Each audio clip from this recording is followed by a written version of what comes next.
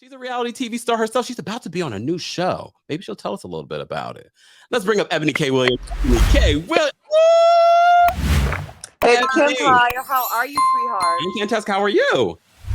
Clearly, I'm lounging. Love it, though. I am lounging. I'm in my Airbnb, so don't talk about the renovations that it needs. I caught that shade. Why are you in Airbnb, if I may ask? You can ask. So I'm actually 3 weeks away from closing on my first property here in Manhattan. It has been hell on wheels, frankly, this process of buying real estate in Manhattan. Oh. But to God be the glory, okay? So we're close to moving in just in time for your second season of The Real Housewives of New York? Messy. See how you do? Messy. But I like it. So I just really have 2 points to make, Kempire. I'm going to give you your show back. Number one, for those of you who are like me, and we are truly day one, episode one, season one, back when this shit was on, what was it, FYI, fans of Married at First Sight, Alyssa there's precedent for what we are seeing with Alyssa, actually. Her name is Jamie Otis. Now walk with me here. Jamie, when she saw her soon-to-be husband, Doug, started crying. That is how unattractive she was to Doug. She gave him the blues. She pretty much ran away from him. She was pulling back and shit in the couple's photos on their wedding day. She did not kiss him. And she was literally like reading him for filth, Kempire, like how unattractive he was. He had all these moles on his face and all this shit. Yeah. Fast forward to today, who is the single most successfully married, long-standing couple with 2 adorable children. This man has been everything this woman has needed emotionally, gone back to the trailer park with her, helped remedied all those mother wounds and poverty wounds. And my point is this. Alyssa is so short-sighted and immature and insecure. And she is not deserving of this process. Nope. Because for all of that theatrics Jamie was doing and talking shit and crying and acting like, oh my God, I can't believe the experts matched me with someone so hideous. Look how cute I am and all that shit. Jamie stayed the course. Jamie bought in.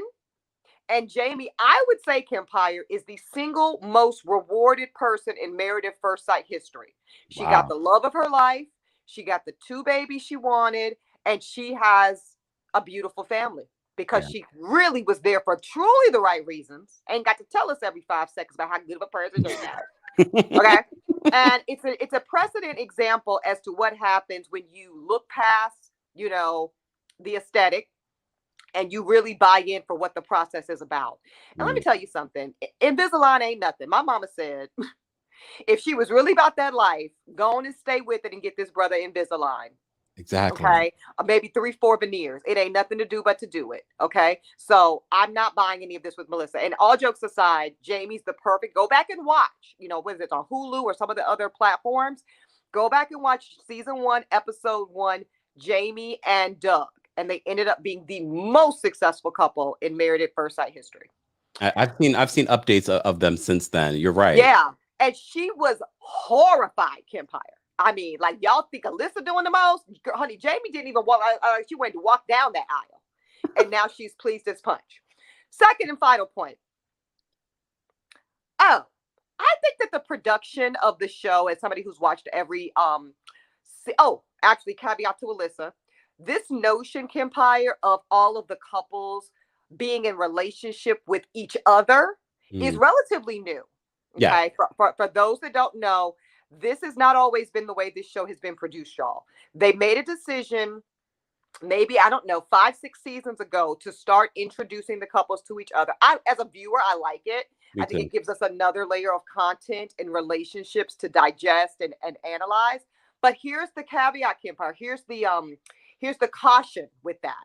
You get an Alyssa who's there for summer camp, who's there for the Kiki, who's there for Sister Circle. Bitch, this ain't the Sister Circle, okay? This is Married at First Sight. Not Girlfriends at First Sight, not Sorority Life at First Sight, not, all this bull crap. So I think that there's a little bit of a cautionary rub when you start bringing the interplay of the couples and elevating that at the same level of content value as the marriages themselves. So I think the producers need to look at that. So maybe that's scaling back that component a bit to make sure the purity of intention remains intact. Yeah. Now my last point. Production.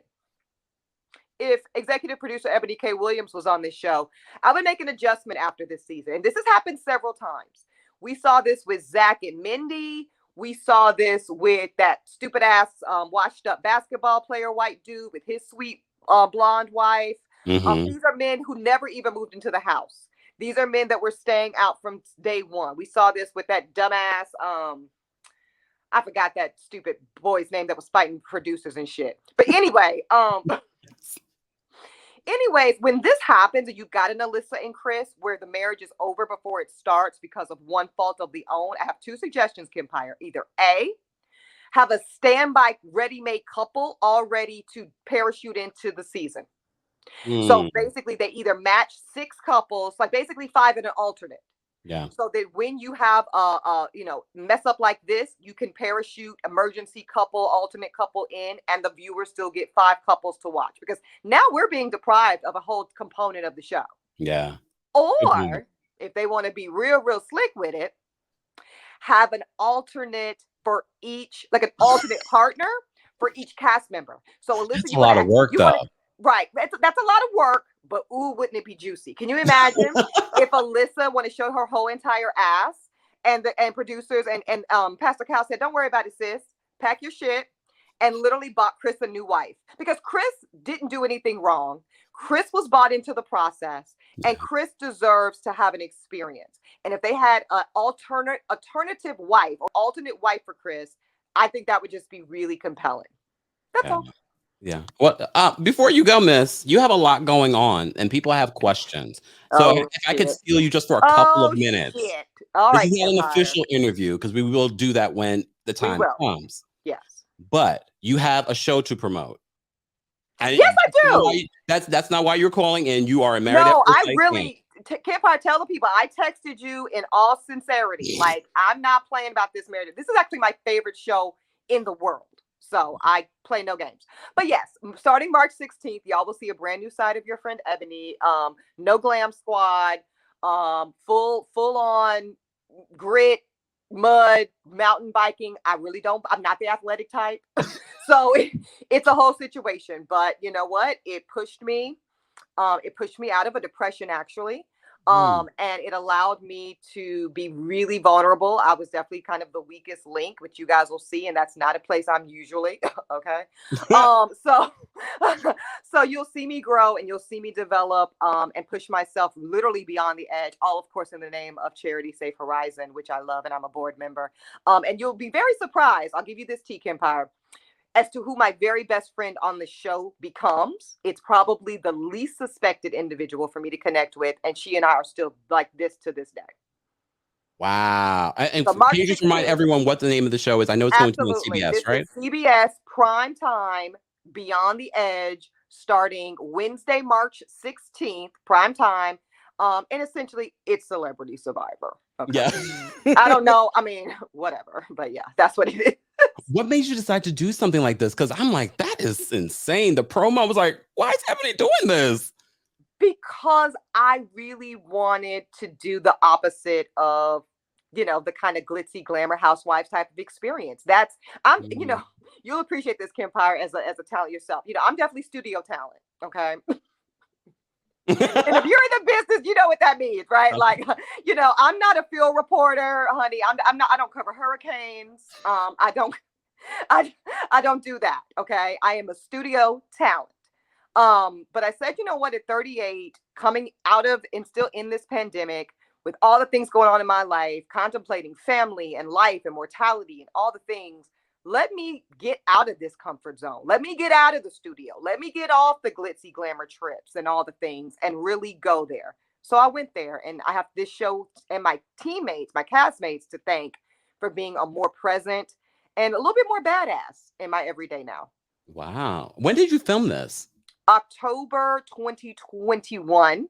All very top secret. No one knew where we were going. Let me tell you, Kempire, they really played your girl too. Like producers, they sold this thing like, oh, it's just it's fine. You know, it's a little physical, not very, lies. You know, my first plane from JFK to Panama City, first class, 3-course meals. Then they put me on a puddle jumper. And then that's when the shit got real. So I'm gonna leave it there. It's a whole lot between then and now. We actually will have, well, let me be quiet. I'm about to talk too much. It's just a lot in store, like a lot of fun surprises in store for Beyond the Edge, March 16th, CBS Prime. Did you have to get permission from Bravo to do it? Yes, of course. Like, and yeah, you know how the people want to talk. This must mean shit. No, it don't mean shit, except for I am a very astute professional, and as I'm supposed to do, I pursued permission from NBCU. And I had their full support because NBCU, from my experience at least, they understand that the more valuable I am to myself, the more valuable I am, you know, broad stream, the more valuable I am to them. So it really was no conflict at all. Do we have any updates? Because I saw you did an interview not too long ago with our friends over at DJ Richie Sky. Yes. Any updates in regards to what's happening with RHONY? Not that I can share publicly. I can give you this much, Kempire. Even since you and I spoke offline, there has been movement. There's been movement. So hopefully you can share more soon. Okay, Eboni, we appreciate. First of all, we appreciate that you're a fan of. Honey, I'm about to pop up. I'm gonna pop up in here every now and again on Thursday. Now that I know where to find you, this is great. Sayonara, Alyssa. You could have been Jamie, bitch, but you missed it. Thanks, Eboni. Bye, baby. Bye.